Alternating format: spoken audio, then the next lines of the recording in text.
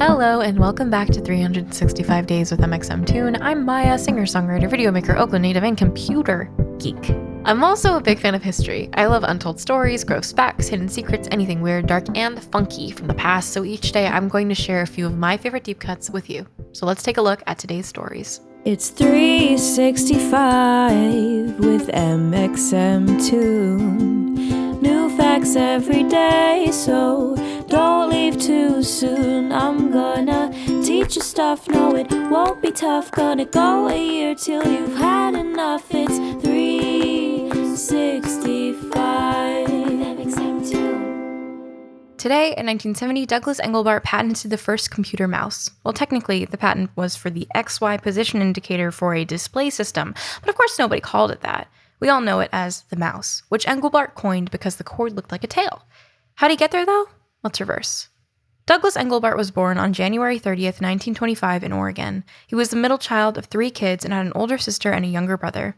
His early youth was spent in Portland, and when his father died, he moved to a nearby town further in the country called Johnson Creek. He still went to school in Portland and graduated from high school in 1942 and then studied electrical engineering at Oregon State University.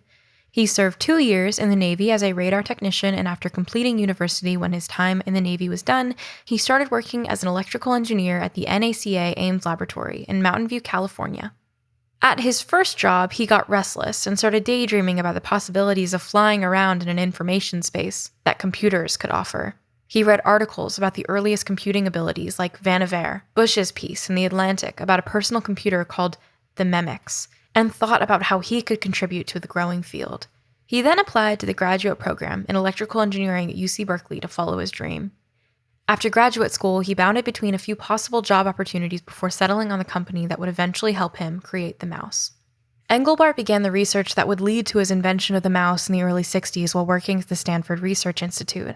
The idea for the mouse came to Engelbart while he was attending a conference about computer graphics. He was mulling over ways to make using a computer more efficient. He realized that using 2 wheels on a tabletop, one wheel moving horizontally and one vertically, a computer could theoretically track the rotations and use that to move the cursor on the screen. He was inspired by thinking about the use of the planimeter, a tool that helped engineers and cartographers measure maps and blueprints, and how that could be used to apply to the computer using XY coordinates. A year later, Engelbart received a grant that helped him launch his dream research initiative called Augmenting Human Intellect. He wanted to have intellectual workers working at high-performance interactive display workstations while accessing a vast amount of information and using it to collaborate on solving problems. The grant helped him hire a research team, set up a lab for them with computers and display terminals. There were several cursor-moving prototypes available in the computer community, but none of them were up to the par of what Engelbart envisioned for his research workers. He got another grant from NASA to specifically focus on creating such a tool.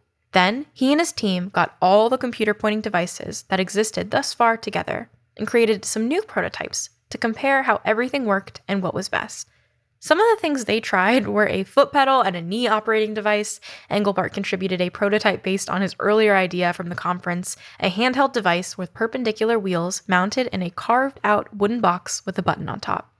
Thus, the first mouse prototype was made, 6 years before the eventual patent in 1964. The team published the results of the research into which tool was the most user-friendly in 1965, and the mouse won the contest, so it was included in all of their research moving forward. The first public demonstration was in 1968. Engelbart envisioned that users would use the mouse in one hand and type with the other hand on a 5-key chord key set. Only half of that came true, but the mouse had more than enough influence for an invention on its own. Though the patent was issued in 1970, mouses weren't included with commercially sold computers until 1981. Apple began selling mouses with computers with the release of the Lisa in 1983, and it really started gaining popularity with the release of the Macintosh the following year. Sadly, by this time, Engelbart's patent had expired, so he wasn't able to cash in with the royalties on the eventual popularity of the tool. Patents cannot be renewed. When the patent expires, the invention is a part of the public domain. Let's switch gears to our music fact, though. Today, in 2003, Britney Spears got her star on the Hollywood Walk of Fame. She was only 21 years old, which made her, at that time, the youngest star to ever be crowned with the honor. Britney's star was the 2,224th star on the walk. She wore jeans, a pink shirt, and a furry pink jacket. She greeted fans, touching their hands across a barricade, and one burst into tears. Britney said she was speechless and had dreamed about the day since she was a little girl. The next day, her album In the Zone dropped. Britney only held the record for a year, though. In 2004, the Olsen twins, then aged 20, got their star, the first to be shared by twins. And now for our final segment of the day, I'll be going into my own photo archives to see what I was up to on a November 17th in my life. On November 17th, 2018, I went on a family vacation. I got to go to this, where were we? I got to figure out the location. Let's see here. It says that we were I went to Watsonville with my family. That's the name of the city. We got to rent a family house. It was so sweet because my family doesn't get often the opportunity to hang out with each other as a unit. So it was me, my mom, my dad, my brother, my little cousins, Mona and Kaya, who are at that point, I think they were like 4 and 6. They were so cute, 4 and 6, or maybe 4 and 7. I can't remember quite well enough.